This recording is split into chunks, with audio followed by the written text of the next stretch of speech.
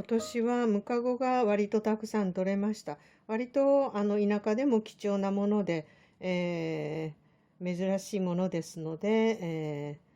今日はその食べ方を紹介しようと思います。これはこのまま生でも食べれます。割と山芋を食べるようにかじると中がぬるっとした感じの山芋風のものになります。山芋に負ける人は食べれませんけども、そのままで食べれます。それと今日はこれをフライパンで空炒りをして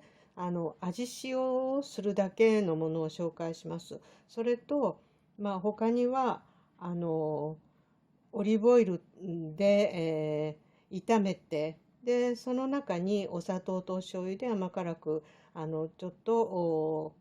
味を絡めたものでも美味しいです。今日は空炒りだけをして、割と子どもたちもおやつに大好きですし、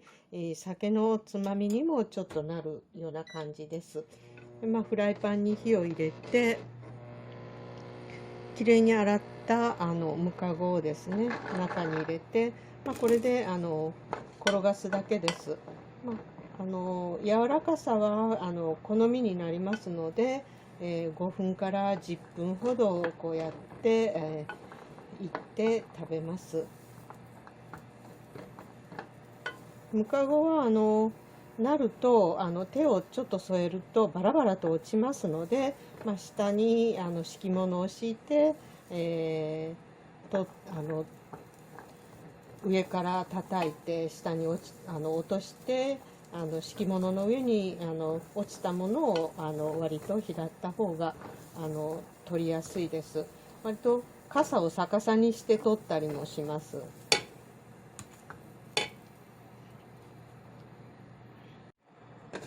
5分ほどフライパンで転がしました。そして見てみると皮が少し焦げたような感じで、軽く焦げ目がついてますけども、食べると皮ごと食べるんですけども、焼き芋のような感じで香ばしい感じがします。これを、お皿に振って、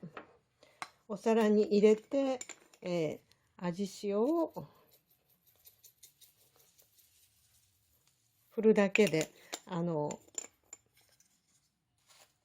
おやつやおつまみになります。一品できました。